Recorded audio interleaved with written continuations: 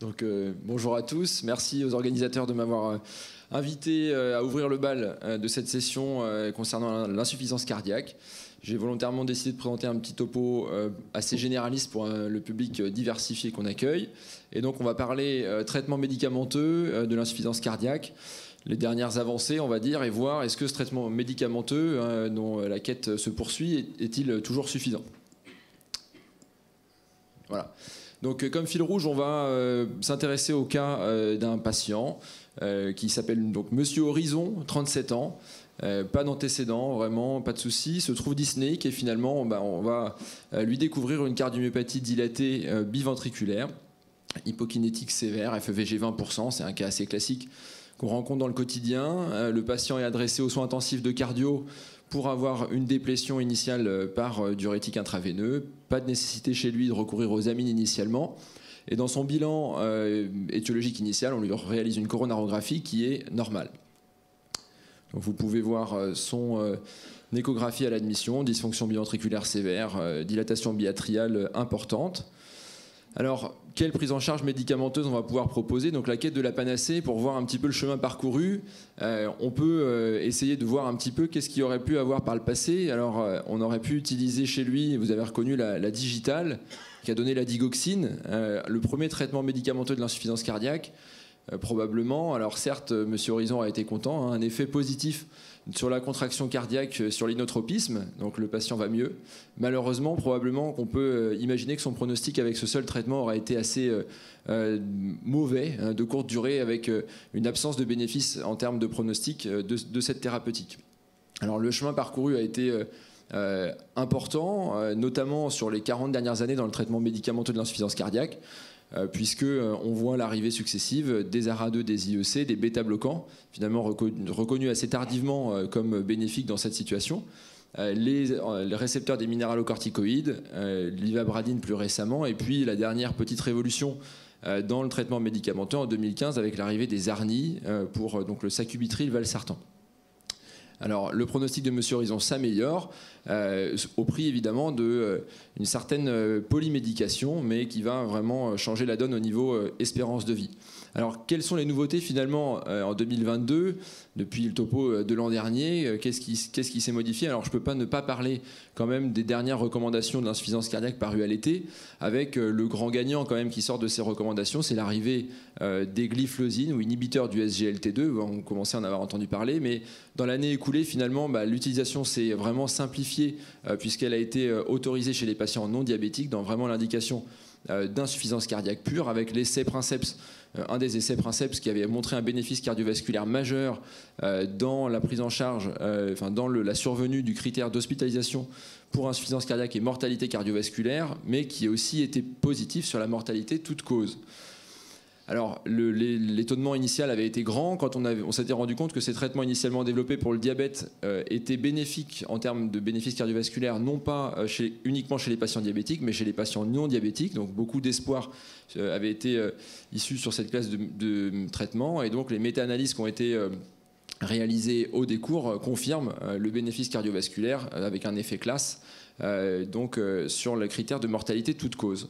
Donc c'est vraiment la palme d'or de l'évolution des traitements sur les 2 dernières années, l'arrivée de ces inhibiteurs du SGLT2.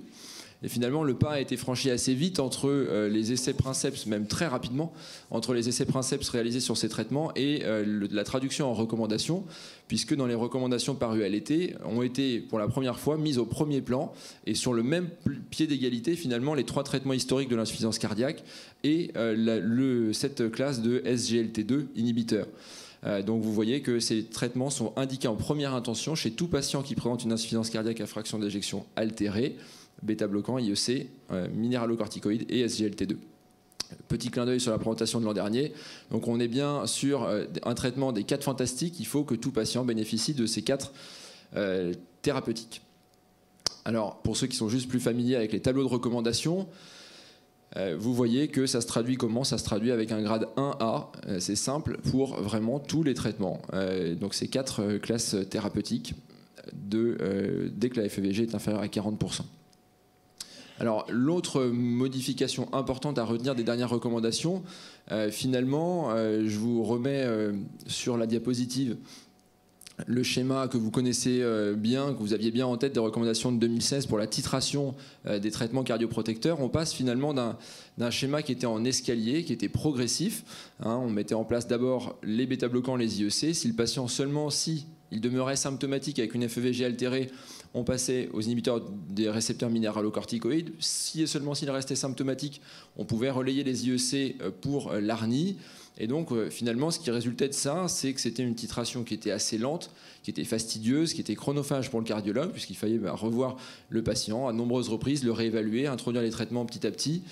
Et donc, on allait doucement, et finalement, on se rendait compte que les patients n'avaient souvent pas les traitements optimaux, ni en termes de classe, ni en termes de dose. Donc en 2022, qu'est-ce qui s'est passé? Eh bien, on met, comme je vous ai montré, dès la première ligne, les 4 piliers de l'insuffisance cardiaque, les 4 traitements médicamenteux qui doivent être introduits d'emblée chez tout patient sans avoir cette phase d'escalade. C'est les 4 traitements d'emblée. Donc quelle est la résultante? C'est que ça va aller beaucoup plus vite finalement. Et ce critère, enfin cette vitesse d'introduction, elle est même finalement accentuée dans les recommandations, puisqu'on nous dit quoi? On nous dit qu'il est recommandé que ces 4 traitements evidence-based soient introduits avant même la sortie de l'hospitalisation. Donc c'est-à-dire que chez Monsieur Horizon, découverte, diagnostic de la cardiomyopathie dilatée, le patient doit sortir de l'hôpital, en théorie, c'est ce qu'on nous dit, classe 1, doit sortir avec les 4 traitements. Donc ça va très vite. On va encore plus loin, puisqu'on nous demande d'aller organiser une visite de suivi à 1 à 2 semaines après la sortie de l'hospitalisation pour attester la tolérance et commencer la titration des traitements. Donc on nous dit vraiment de revoir le patient extrêmement vite. Alors, pour les mélomanes, vous aurez ou non la référence. Quel est le mot-clé? C'est toujours plus vite, toujours plus fort. Harder, better, faster, stronger. Pour ceux qui ont la référence, il faut aller vraiment très très vite, le plus vite possible sur la titration des traitements. Alors tout ça, c'est bien joli. Mais en pratique, avec les patientèles qu'on connaît, les délais, etc., comment on va faire pour arriver là, ou au moins pour s'en approcher? Alors, la stratégie, c'est que finalement, d'emblée, sur la phase hospitalière, comment on va pouvoir avancer? Il va falloir commencer tôt, évidemment, sur si le patient doit sortir avec les 4 classes de traitement, s'il a une durée moyenne de séjour de 10 à 15 jours, il ne va pas falloir attendre la veille de la sortie pour commencer les traitements. Donc, on se rend compte qu'on peut finalement introduire les traitements assez tôt, dès les premiers jours d'hospitalisation, et même quand le patient, finalement, n'a pas atteint le volémie clinique, évidemment à moduler avec la gravité initiale du patient. Si le patient est en choc cardiogénique, sous dobutamine, très instable, on ne va pas commencer à jouer avec les traitements cardioprotecteurs, mais dans la grande majorité des cas, on peut aller assez vite. On garde en tête, pour améliorer la tolérance, qu'il faut start low, go slow. Évidemment, on commence aux petites doses et on va y aller quand même progressivement en vérifiant la tolérance clinique, tensionnelle, biologique des traitements. Et le petit tips qu'on a quand même, c'est que sur les patients les plus graves avec un bas débit, on ne va pas commencer par les bêta-bloquants qui sont peut-être la classe thérapeutique qui est la plus à risque initiale de faire passer le patient en choc cardiogénique et de faire machine arrière avec parfois des patients qui ont besoin d'assistance. Donc les bêta-bloquants plutôt, à mon sens en tout cas, en dernier. L'autre truc et astuce pour réussir à titrer ces traitements, ça va être de diminuer très rapidement les diurétiques, puisque finalement, hormis les bêta-bloquants, les 3 autres classes de traitement vont avoir un effet diurétique propre. Et donc, on met évidemment au début les diurétiques à forte dose, mais il faut savoir très très vite et en parallèle de la titration des traitements, diminuer la dose de diurétique pour améliorer la tolérance. Enfin, on va réévaluer la biologie à la sortie, un J7, pour éviter des 300 de créate, ça peut arriver. Donc, surveiller vraiment cette tolérance à distance. Et enfin, après la sortie, comment on va atteindre cette titration rapide pour l'optimisation du traitement? Alors, d'une part, on peut s'aider de la réadaptation cardiaque qui va être indiquée chez ces patients. C'est le Dr Jacob qui va développer ce point juste après.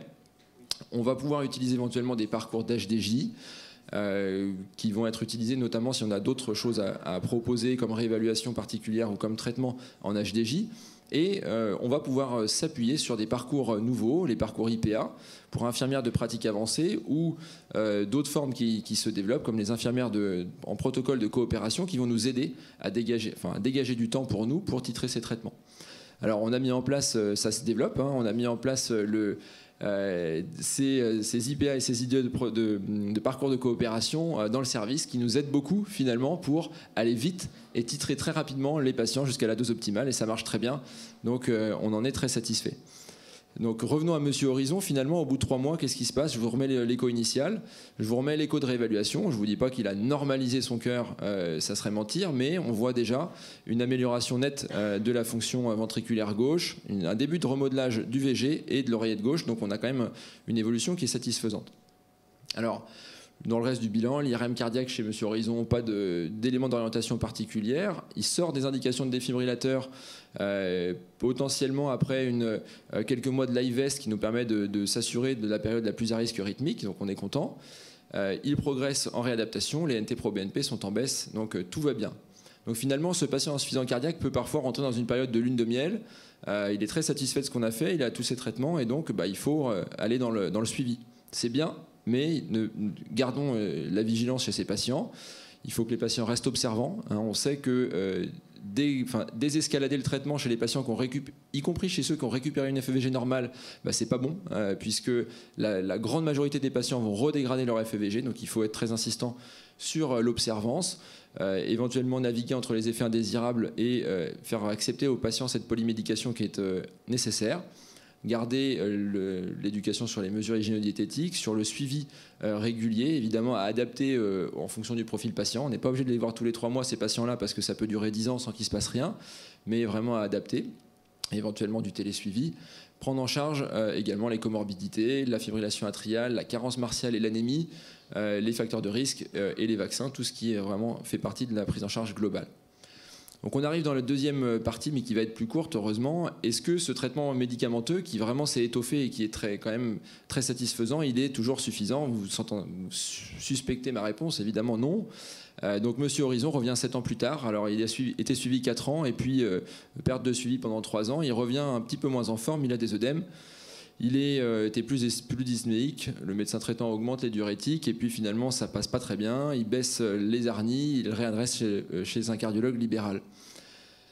On retrouve des paramètres un peu plus dégradés, le VG s'est dilaté, la FEVG s'est altérée, une insuffisance mitrale fonctionnelle, un bas débit, une dysfonction VD et le patient est congestif.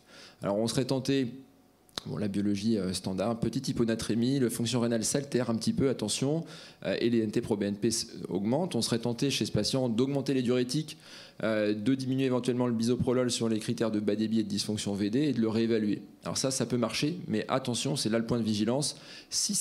Même si ça marche, il faut ne pas passer à côté des signes d'alerte qui doivent vraiment faire envisager l'insuffisance cardiaque avancée et adresser le patient. Alors, c'est cette diapositive pour vous rappeler, et rappeler pour tout cardiologue finalement qui prend en charge ses patients, qu'un patient qui se stabilise en stade 3 ou 4, c'est pas satisfaisant bien entendu, il faut envisager d'aller plus loin, et les autres points de vigilance, c'est un stade 2, soit qui a eu besoin d'inotropes, soit qui garde des NT-proBNP très élevés malgré un traitement optimisé, qui développe une dysfonction d'organes et notamment du syndrome cardio-rénal, c'est un point de vigilance que la situation n'est pas si stable que ça. FEVG très altéré.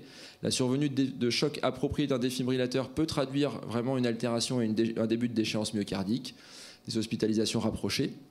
La nécessité d'augmenter les doses de diurétiques, c'est pas parce qu'on restabilise le patient sous 500 de furaux qu'il faut s'en contenter.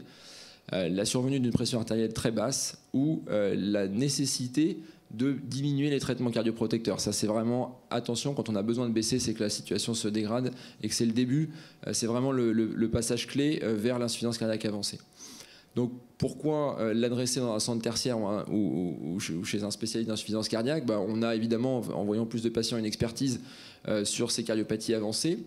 On va pouvoir proposer des prises en charge qui sont plus spécifiques, adaptées à chaque patient. Ça sera l'objet du topo juste suivant du docteur Piriou. Et on va discuter évidemment assistance ou transplantation. Est-ce que le patient a un bilan pronostique très péjoratif avec une espérance de vie très limitée?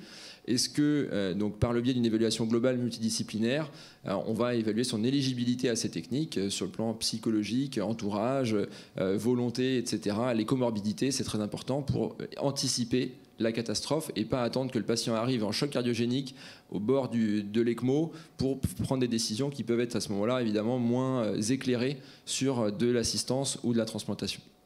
Donc finalement, est-ce que c'est toujours assez? Pas pour tout le monde, bien entendu. Il faut suivre les patients et savoir quand les référer. Simplement pour faire le pont donc, sur la greffe et l'assistance, très brièvement, hein, c'est évidemment une thérapie d'exception, de dernier recours, mais on greffe des patients. En 2021, 22 patients greffés cardiaques. Il faut savoir qu'on suit plus de 350 patients greffés vivants actuellement à l'UTT, avec une médiane de survie qui est à plus de 12 ans. Donc 50% qui vivent plus de 12 ans, avec parfois 30 ans ou 35 ans de greffe. Donc c'est vraiment, on peut changer le pronostic des patients. C'est terminé.